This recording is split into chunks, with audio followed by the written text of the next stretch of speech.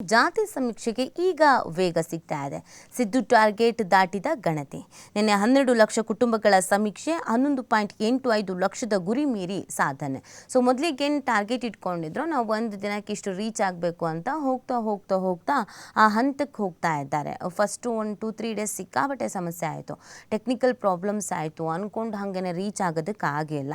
ಸಾಮಾಜಿಕ ಮತ್ತು ಶೈಕ್ಷಣಿಕ ಸಮೀಕ್ಷೆಯ ಆಮೆಗತಿಯ ಪ್ರಗತಿ ಬಗ್ಗೆ ಮುಖ್ಯಮಂತ್ರಿ ಸಿದ್ದರಾಮಯ್ಯನವರು ಅಸಮಾಧಾನ ವ್ಯಕ್ತಪಡಿಸಿ ಗುರಿ ನಿಗದಿಪಡಿಸಿದ ಬೆನ್ನಲ್ಲೇ ಸಮೀಕ್ಷಾ ಕಾರ್ಯ ಚುರುಕುಗೊಂಡಿದ್ದು ಭಾನುವಾರ 12 ಲಕ್ಷ ಕುಟುಂಬಗಳ ಸಮೀಕ್ಷೆ ನಡೆಸಲಾಗಿದೆ.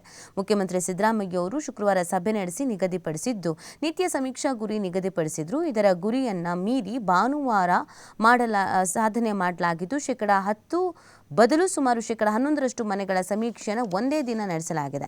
ಇದರೊಂದಿಗೆ ಈವರೆಗೆ ಒಟ್ಟು 26 ಲಕ್ಷ ಕುಟುಂಬಗಳ 90 ಲಕ್ಷ ಮಂದಿ ವಿವರ ದಾಖಲು ಮಾಡಿದಂತಾಗಿದೆ. ಸೆಪ್ಟೆಂಬರ್ 22ರಿಂದ ಆರಂಭವಾದ ಸಮೀಕ್ಷೆಯಲ್ಲಿ ಸರ್ವರ್, ನೆಟ್ವರ್ಕ್, ಆ್ಯಪ್ ಸಮಸ್ಯೆ ಸೇರಿ ಹಲವು ಕಾರಣಗಳನ್ನು ಮೊದಲ 5 ದಿನ ಕೇವಲ 4.36 ಲಕ್ಷ ಕುಟುಂಬಗಳ ಸಮೀಕ್ಷೆ ನಡೆಸಲಾಗಿತ್ತು. ಈ ಬಗ್ಗೆ ಮುಖ್ಯಮಂತ್ರಿ ಸಿದ್ದರಾಮಯ್ಯ ಅವರು ತೀವ್ರ ಅಸಮಾಧಾನವನ್ನು ಹೊರಹಾಕಿದ್ದಾರೆ. ಮೊದಲ 4-5 ದಿನ ಮಂಕಾಗಿ ಸಾಗಿದ ಜಾತಿ ಗಣತಿ ಕಾರ್ಯ ಬಳಿಕ ದಿನಕ್ಕೆ ಶೇಕಡ 10ರಷ್ಟು ಮನೆ ಜಾತಿ ಗಣತಿಗೆ ಸೂಚಿಸಿದ್ರು ಸಿಎಂ ಎಚ್ಚರಿಕೆ ಬೆನ್ನಲ್ಲೇ ರಾಜ್ಯದಾದ್ಯಂತ ಗಣತಿ ಕಾರ್ಯ ಚುರುಕು ಪಡ್ಕೊಂಡಿತ್ತು. ನಿನ್ನೆ ಶೇಕಡ 10 ಗುರಿ ಏನಿತ್ತು ಅದರ ಬದಲು ಶೇಕಡ 11ರಷ್ಟು ಮನೆಯನ್ನು ಜಾತಿ ಗಣತಿ ಮಾಡಿದ್ದಾರೆ. ಇದರೊಂದಿಗೆ 26 ಲಕ್ಷ ಮನೆಗಳ 90 ಲಕ್ಷ ಜನರ ಗಣತಿಯನ್ನು ಪೂರ್ಣಗೊಳಿಸಲಾಗಿದೆ. ಇನ್ನು ಆನ್ಲೈನ್ನಲ್ಲಿ ನೀವೇ ಗಣತಿ ಮಾಡಿಕೊಳ್ಳಿ. ಹಿಂದುಳಿದ ವರ್ಗಗಳ ಆಯೋಗವು ಜನರೇ ತಮ್ಮ ಮಾಹಿತಿ ನೀಡಿ ಸ್ವಯಂ ಘೋಷಣೆ ಮಾಡಿಕೊಳ್ಳೋದಕ್ಕೆ ಅವಕಾಶವನ್ನು ಕಲ್ಪಿಸಿದೆ. ಇದಕ್ಕೆ ಅಂತ ಒಂದು ವೆಬ್ಸೈಟನ್ನು ಕೂಡ ತೆರೆದಿದ್ದಾರೆ. ವೆಬ್ಸೈಟ್ಗೆ ಭೇಟಿ ನೀಡಿ ಲಾಗಿನ್ ಆಗಬೇಕು. ಅಲ್ಲಿ ಮೊಬೈಲ್ಗೆ OTP ಬರುತ್ತೆ. ಹೊಸ ಸಮೀಕ್ಷೆ ಕ್ಲಿಕ್ ಮಾಡಿ ಸಮೀಕ್ಷೆಯಲ್ಲಿ ಭಾಗವಹಿಸಬಹುದು. ಇದರಲ್ಲಿ ಆಧಾರ್ ಅಥವಾ ಪಡಿತರ ಚೀಟಿ ಯಾವುದಾದ್ರೂ ಒಂದರಿಂದ ಲಾಗಿನ್ ಕೂಡ ಆಗಬಹುದು. ಅದು kscbc.karnataka.gov.in ಈ ಥರ ಇದೆ ವೆಬ್ಸೈಟು. ನೀವೇ ಗಣತಿಯನ್ನು ಕೂಡ ಮಾಡ್ಕೊಳ್ಬೋದು, ಅದನ್ನು ಆಪ್ಷನ್ ಕೊಟ್ಟಿದ್ದಾರೆ. ಸೊ ಮುಂದಿನ ಸುದ್ದಿ ನೋಡೋಣ. ಗಣತಿ ಜಟಾಪಟಿ ಜೋರಾಗಿ ನಡೀತಾ ಇದೆ. ಸಿದ್ದು ಸರ್ಕಾರ ಜಾತಿ ಗಣತಿ ನಡೆಸುವ ಬಗ್ಗೆ ಪ್ರತಿಪಕ್ಷ ಬಿಜೆಪಿ ಹಾಗೂ ರಾಜ್ಯ ಸರ್ಕಾರದ ನಡುವೆ ಜಟಾಪಟಿ ನಡೆದಿದೆ. ಗಣತಿಗೆ ತಮ್ಮ ಮಾಹಿತಿ ನೀಡಲ್ಲ ಅಂತ ಕೆಲ ಬಿಜೆಪಿ ನಾಯಕರು ಹೇಳಿದ್ದಾರೆ. ಆದರೆ ಇಂಥ ಹೇಳಿಕೆ ನೀಡುವುದು ಸರಿಯಲ್ಲ ಅಂತ ಕಾಂಗ್ರೆಸ್ಸಿಗರು ಕಿಡಿಕಾರಿದ್ದಾರೆ. ಗಣತಿಗೆ ವಿವರ ಕೊಡಲ್ಲ ಅಂತ ಜೋಶಿ ಮತ್ತು ತೇಜಸ್ವಿ ಸೂರ್ಯ ಹೇಳಿರೋದು. ಸಂಪೂರ್ಣ ಮಾಹಿತಿ ಕೊಟ್ಟರೆ ಗ್ಯಾರಂಟಿ ಕಟ್ ಆಗುತ್ತೆ ಅಂತ ಅಶೋಕ್ ಅವರು ಹೇಳಿದ್ದಾರೆ.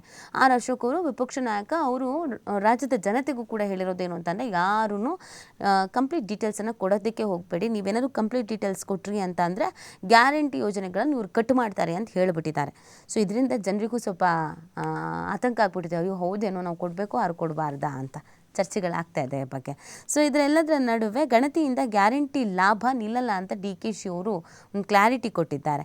ಕೇಂದ್ರ ಗಣತಿಗೂ ಮಾಹಿತಿ ನೀಡಲ್ಲ ಅಂತೀವಾ ಅಂತ ಪ್ರಶ್ನೆಯನ್ನು ಮಾಡಿದ್ದಾರೆ. ಜಾತಿ ಗಣತಿಗೆ ವಿರುದ್ಧದ ಬಿಜೆಪಿಗರ ಹೇಳಿಕೆಗೆ ಕಾಂಗ್ರೆಸ್ ನಾಯಕರು ಗರಂ ಆಗಿರೋದು. ಸಮೀಕ್ಷೆಗೆ ಕೇಂದ್ರ ಸಚಿವ ಪ್ರಹ್ಲಾದ್ ಜೋಶಿ ವಿರೋಧ ಸರಿಯಲ್ಲ, ಬಿಜೆಪಿಗೆ ಬಡವರ ಬಗ್ಗೆ ಕಾಳಜಿ ಇಲ್ಲ ಅನ್ನೋದಕ್ಕೆ ಇದು ನಿದರ್ಶನ. ಕೇಂದ್ರ ಸರ್ಕಾರ ಜಾತಿ ಗಣತಿ ಮಾಡುವಾಗ ನಾನು ಭಾಗಿಯಾಗಲ್ಲ ಅನ್ನಕ್ಕಾಗತ್ತಾ ಅಂತ ಸಚಿವ ಶಿವರಾಜ್ ತಂಗಡಗಿ ಹೇಳಿದ್ದಾರೆ.